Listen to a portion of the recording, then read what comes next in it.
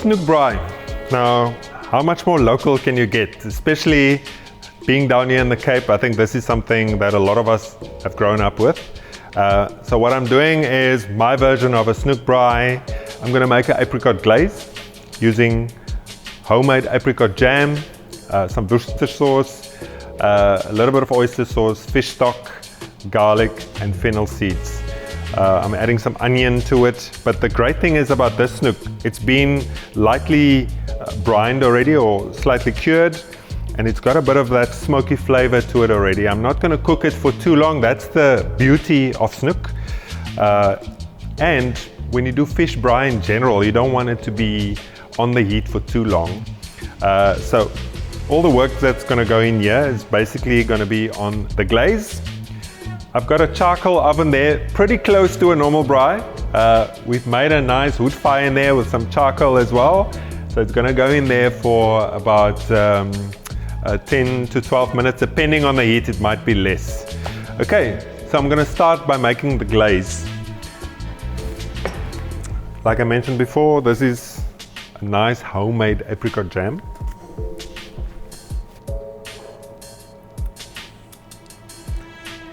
I think that's what sometimes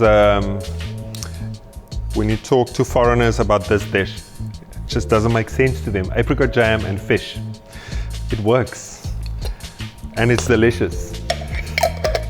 So what I want is not just sweetness. So you want something that sort of like plays with those flavors of sweet and sour. Now we have sweetness, but apricot jam naturally does have a slight tartness to it, so it works perfectly. Okay, I've got some fish stock.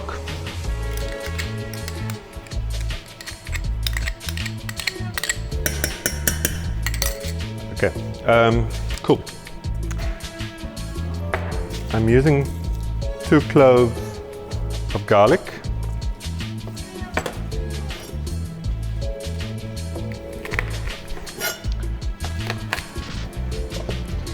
Just a nice fine chop again.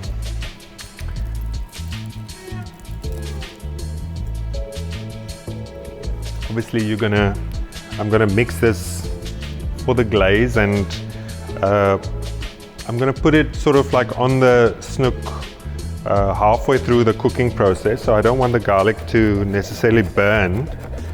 So I almost want to puree it, and you can do that by just sort of squashing it like that onto your cutting board.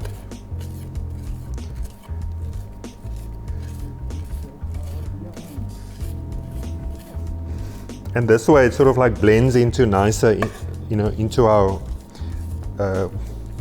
glaze.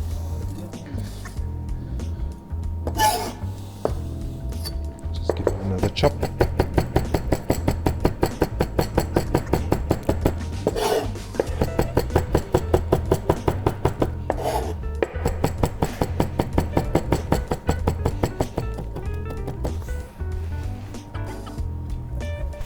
Okay, so that's nice and fine.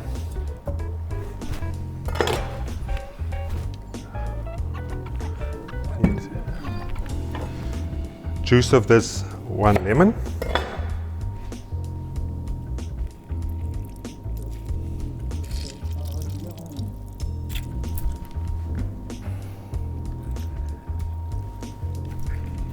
Fennel seeds. Now, if you go to Asian stores, they call it barship or bariship, and you can get them whole, or you can get the powdered version. I like the sort of whole seeds. You can pre-toast them if you want to, but I'm just going to add them in there just like that. Some Worcester sauce.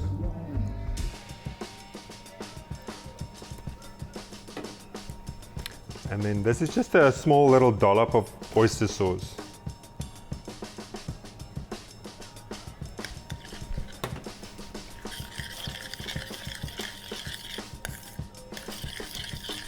Okay, so I just want to heat that up quickly just to get the glaze to where it needs to be. I want it to start to sort of caramelize in the pot before I put it onto the Snoek. Smells good.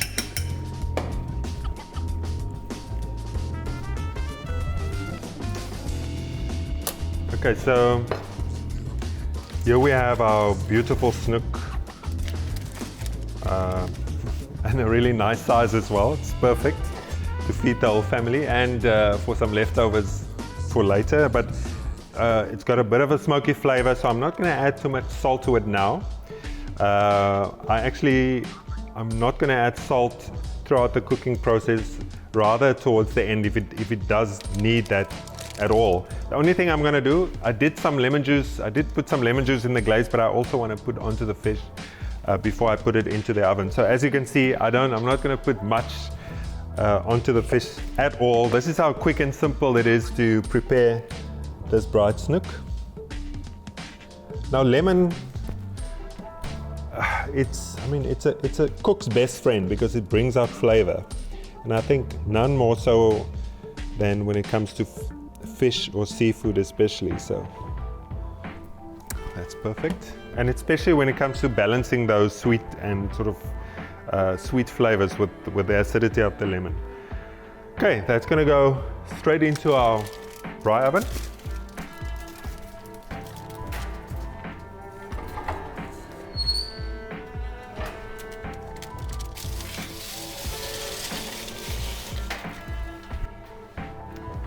Okay, so the additions to our snoek. Normally we have sweet potatoes, and I'm going to serve sweet potatoes with it as well. I think the Americans call these yams, so they've got that orange flesh, and they're slightly sweeter. So they're quite large, so I'm just going to cut them in half.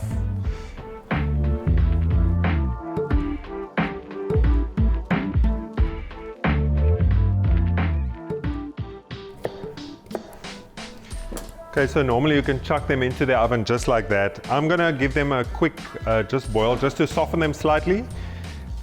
And then I'm gonna get them into the oven and also glaze them a little bit with some aromatics. Okay, sweet potatoes just in some salted water. I don't want to cook them too soft, just to start to get them slightly soft, and then we're gonna pop them into the oven as well.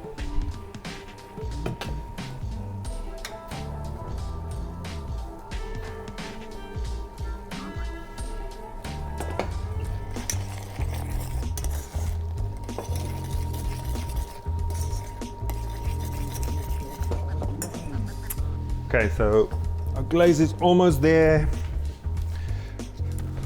Just want to slice some of this red onion. That's just going to go over the snoek as well.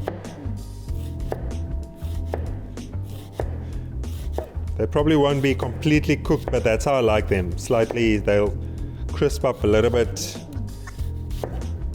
You'll get a little bit of burnt sides to them. It's just a nice added sort of texture to it and flavor.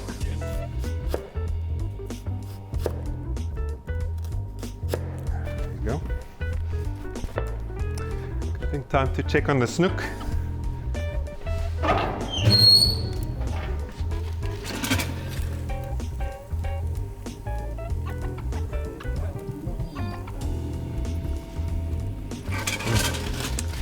Okay, I think I'm gonna quickly get the glaze over there. Okay, now I'm using a spoon to glaze instead of a brush. I just think it gets the glaze on there much better.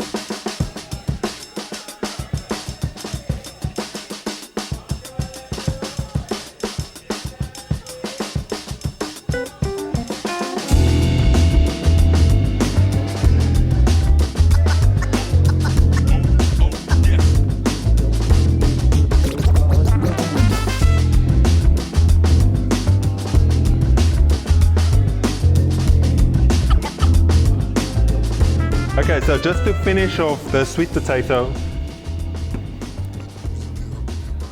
I'm just going to go into the tray like so. I'm using some rosemary.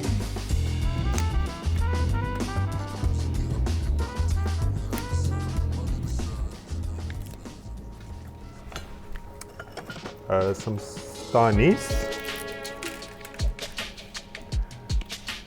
And just a drizzle of honey.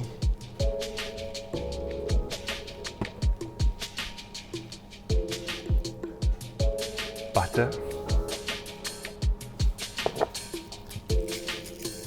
And just some salt. So I'm just gonna put them under the salamander just to glaze quickly. And then I think we're ready to plate up. Okay, so here's our lovely Escaluna bright snook with my glaze, fennel seeds and everything. But snook you've got to serve like this. It's rustic and you want it like that on the table, and help yourself with some bread, or like we did with our sweet potatoes also on the tray.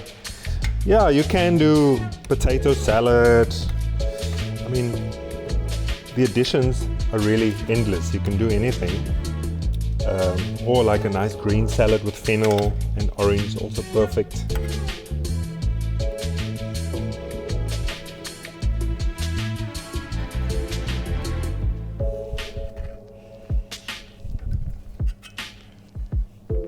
Okay, and I've got just some lemon.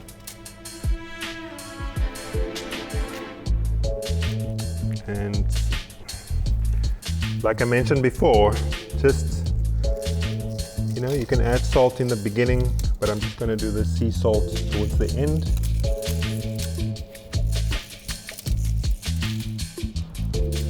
And there we have it. You don't get more South African than this.